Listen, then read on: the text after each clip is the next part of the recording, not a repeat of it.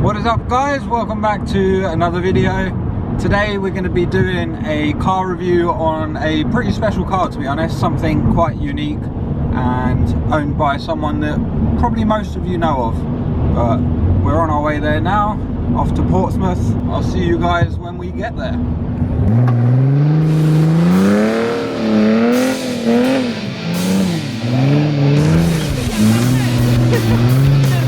Down there, mate. Down there.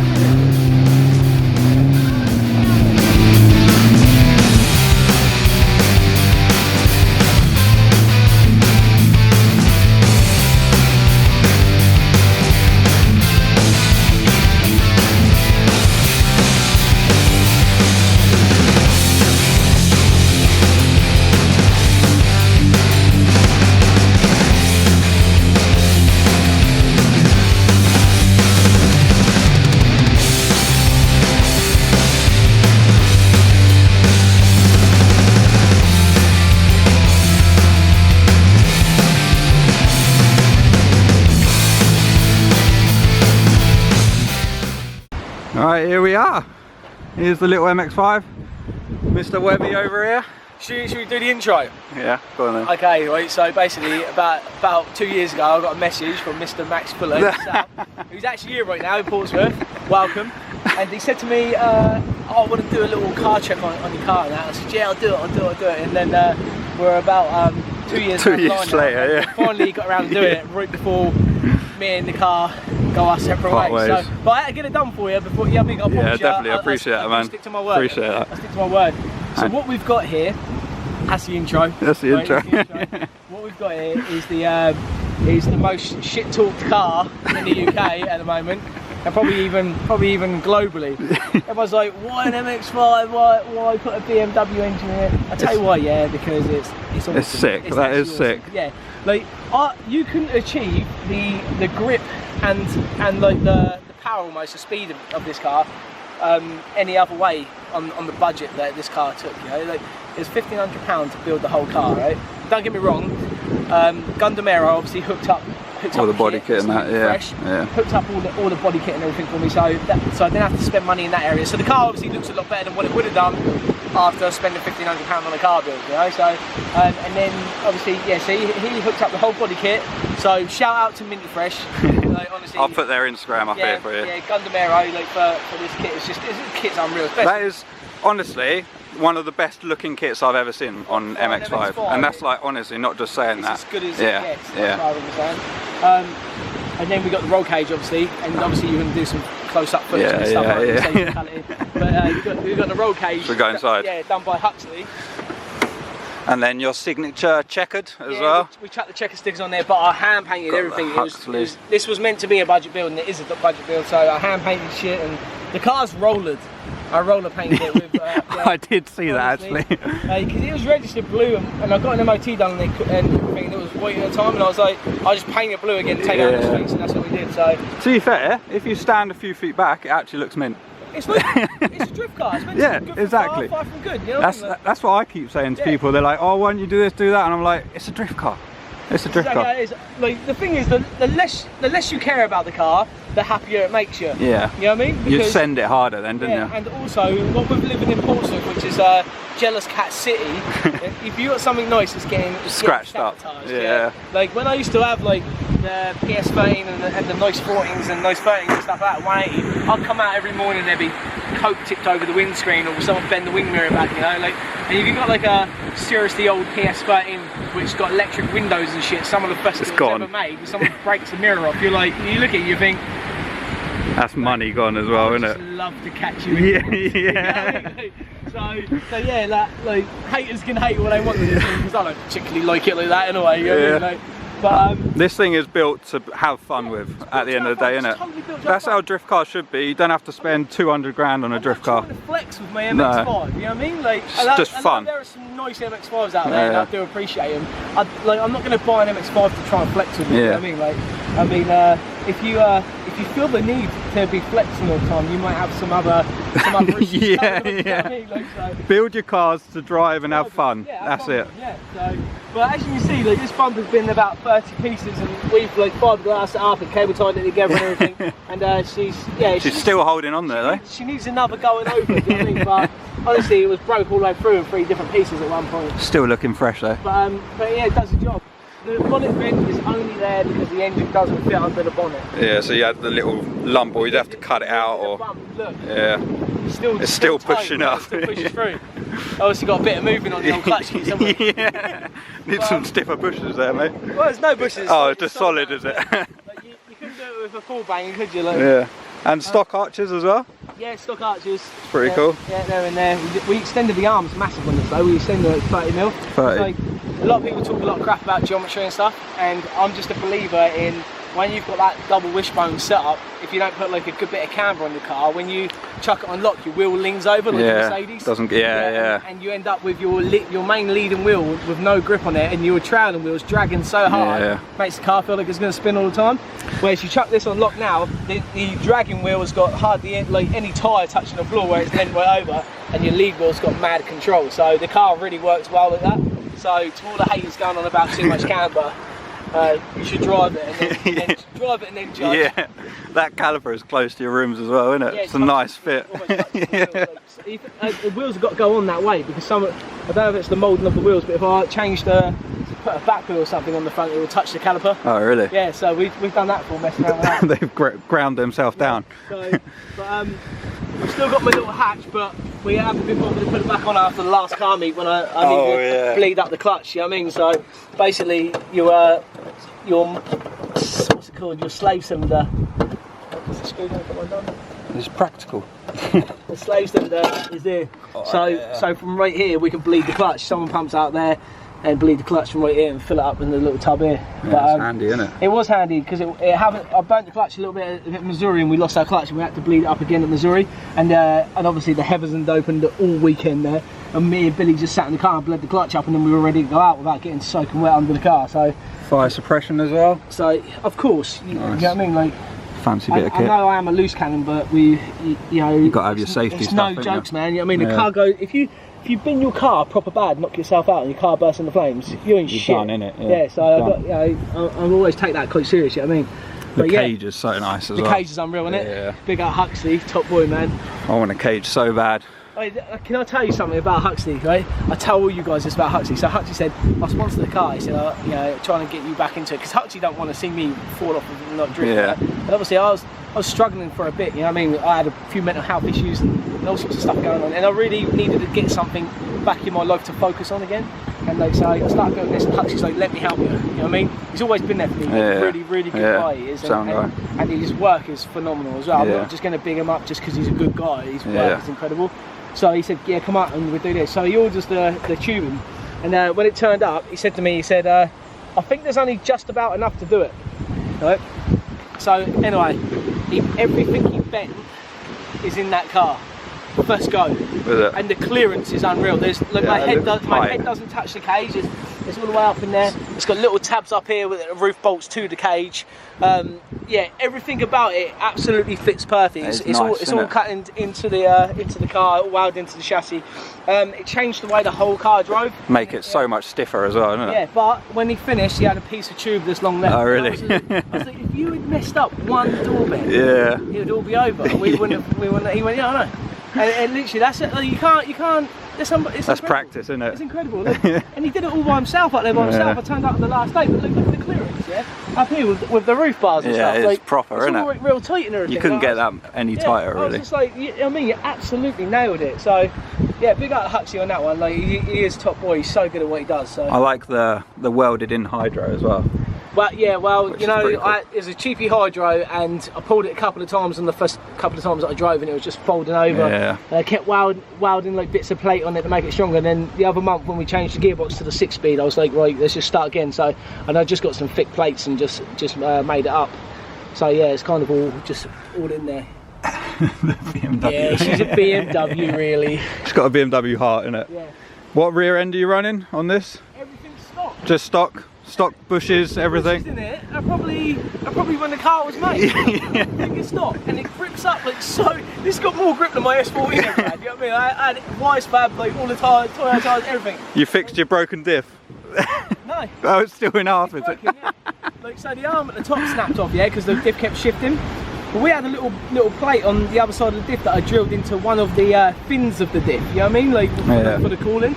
So basically, the other week I was like, maybe that's why I broke 2 things now, because I haven't got that. When we changed the diff over, we didn't put that piece back in. We lost it, and it was only a little bar, tiny bit. Hole.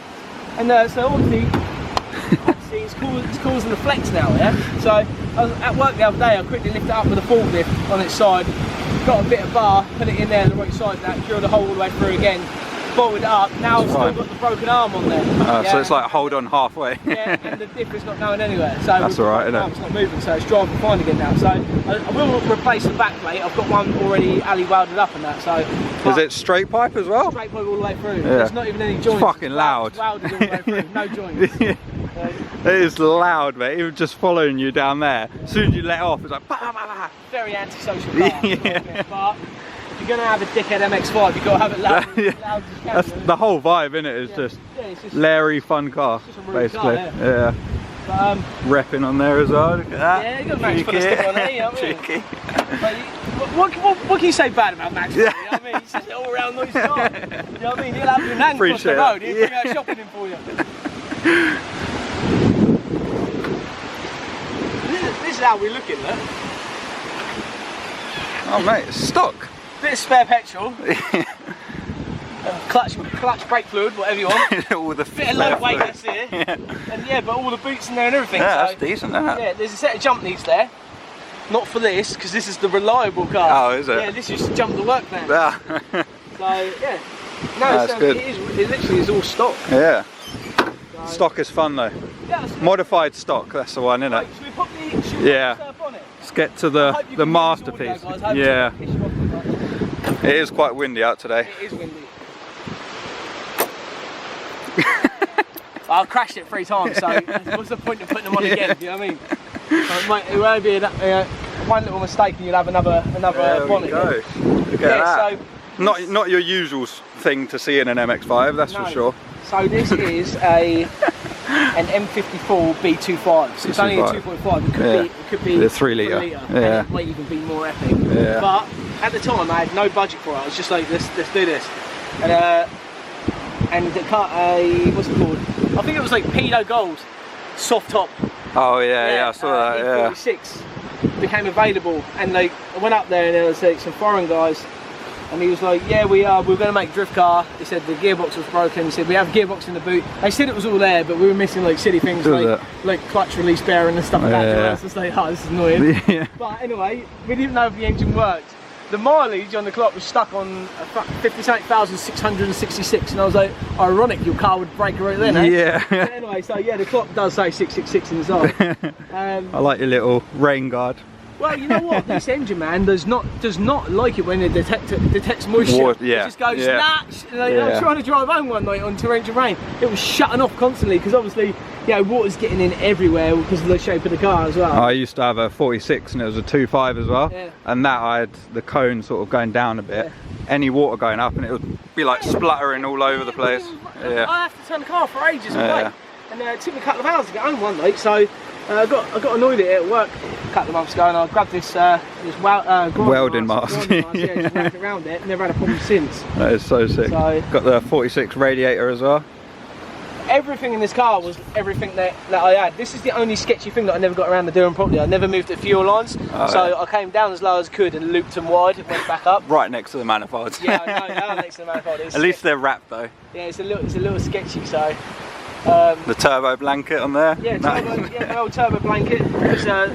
I got advised not to use the turbo blanket at one point because I was having problems with turbo originally. Oh really? I started messing around with that. And they were like, apparently that makes it get hotter. So I was like, alright, so I got rid of that. Yeah, it does. It's not good for the turbo, but it's good for the air intake temps. But that's it. Yeah. But like, no, just try and get the heat out the bonnet squeeze, I reckon.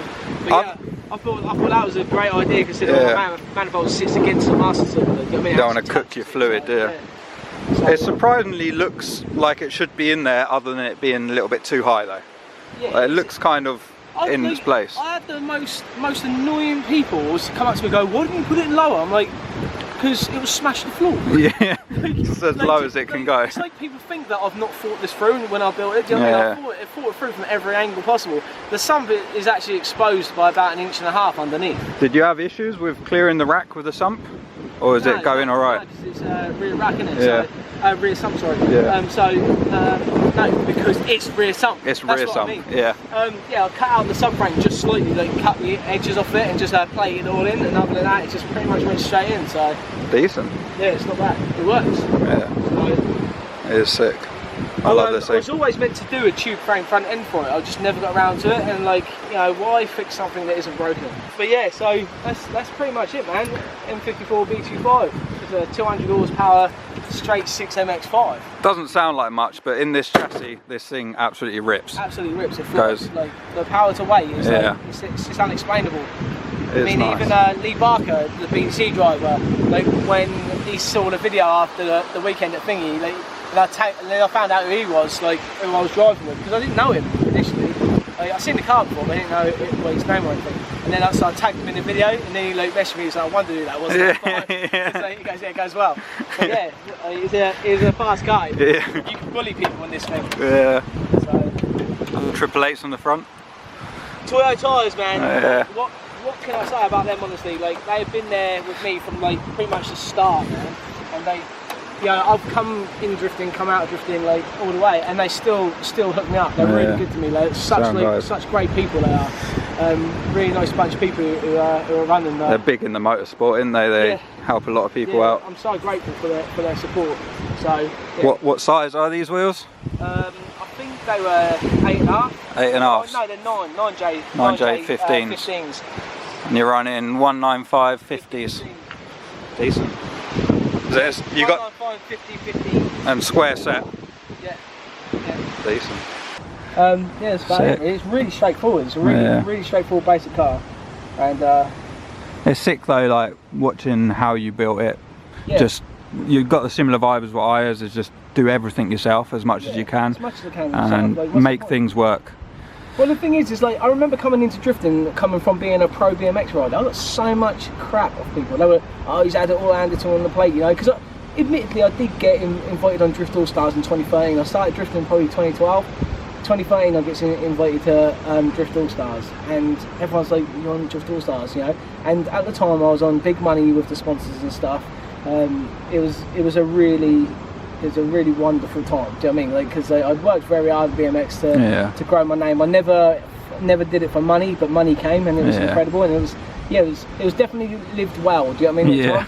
And I had the money, so I went and bought a JZ S14, and I bought the whole car, cage, spare wheels, spare body kit, everything, absolutely everything in this car. How much do you think I paid for it? What on the other one? For a JZ14 with everything with it, my first one in 2013. Give me a price. How much do you think I paid for a JZ swapped S14? A guy 30 grand.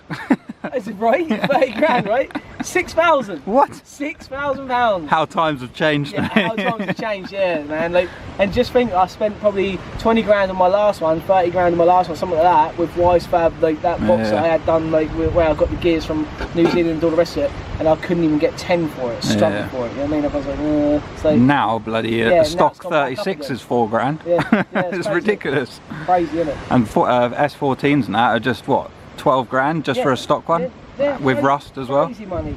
The drift tax got out of that. Yeah, it's getting bigger, isn't it? So the prices and everything's getting rarer as well. Everyone's crashing stuff, rusting away. But your new build should be sick. Hopefully you're filming it.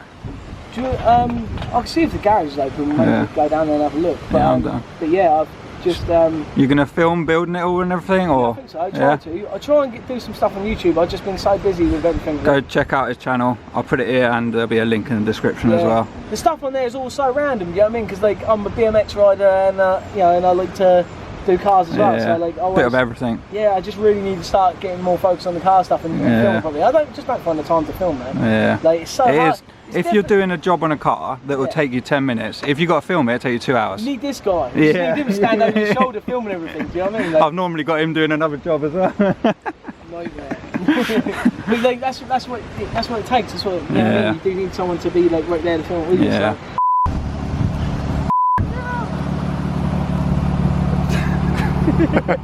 It's hard to get in it.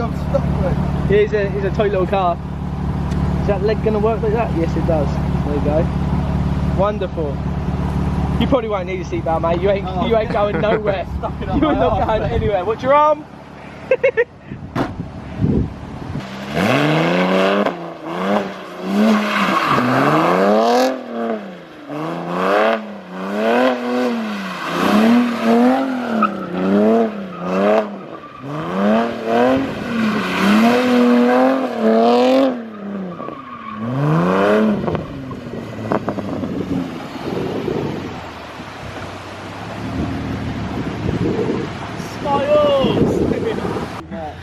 But yeah, man, anyway, back to the car. So when it comes to wiring up, I don't have a clue about wiring. Like, I have no idea about wiring. Look, just cut it all off, right? Don't need it, delete it. Yeah, so this is the whole loom from the BMW. The whole thing is in the dash taped up there, the whole lot. Was it hard to integrate with the chassis, or do you not bother integrating it at all? Literally just... Does the gauges work, like the rev counter and all that? That is BMW. Oh yeah. That's that's from the car, isn't it? Clocks in the MX5 cluster. Yeah. They're just like shaved out and the clocks fit in there. Like, so that's all in there, and and plugged it all in. So the whole thing, even the throttle pedal down there is the electric throttle. Yeah. So the whole lot is literally BMW, and I ran it all the way through and then just connected the lights. Yeah. So, I think 200 in this is probably equivalent to like 400 or 450 in another car, isn't it? Sinclair says it feels like a 300 brake car. That's what he said. And it's like an M3. I judge what he says. Because like, even though like he's opinionated and comes across like, you know, like an opinionated dickhead, and you think to yourself, what do you know? He's so clued up, and he's some driver too. I watched him. Like, I thought to myself, God, that little chubby can drive. You know what I mean? Like, he really is good in the car, and I don't care what anyone says. You know what I mean? Like, I actually love Sinclair. I think he's brilliant. So, little shout out for Tom. Make sure you tag him. Yeah, I'll put it up here. Well, that's probably it on the car, isn't it? Yeah, it's pretty much it, man. So yeah, anyway, like, moving forward, looks like I'm building. My next build is going to be RX-7 FC. You're probably the first to really know this now. Yeah. RX-7 FC. It's Rob Cousins' old car. I used to drive like back in the same time as he was driving. I was on track together with him a couple of times in my FD JC. I'm mad at that. So he had an FC JC, I had an FD JC. But yeah, his car went over to Ireland for a bit and it's turned up back over here. I saw an opportunity, I put my hands on it. Now I'm just like sourcing a JZ. We're gonna have like a pretty powered FC JZ. So should be a good build. It'll be interesting. It's gonna be an interesting build, and it's gonna be a little bit different, like a little bit different for these times. You know what I mean? Because you don't see many FCs about anymore. Do you know what I mean? Yeah. So we'll chuck a JZ in it, and we're going to let it rip. So I'm hoping to have that done this year. This side of Drift Missouri, because obviously Drift Missouri is my go-to drift event of the year. So. But yeah, hope you guys enjoyed the video. Yeah, I hope you enjoyed the video. Yeah, and cheers for letting me film your car. No worries, mate. Sound. Hopefully. Here comes another little creeper. Another little MX5. Yeah. Hopefully we'll be doing some tandems with your new FC. Yeah. That'll be sick. Yeah, hopefully. Yeah, you got your car done now, haven't you? Yeah. Next week it'll be on the. How much did that make? 500 wheel. It's gonna be spicy, and that's turned down. Anyway, guys, listen, it's been a pleasure to have Max come down to my hometown, Appreciate check out it, man. the car, and actually show it some love. Yeah. Make sure you go and subscribe to his channel, because that's what he wants. And why wouldn't you? It costs nothing. It's free. It's free. Hit that button, make sure you subscribe. Peace out.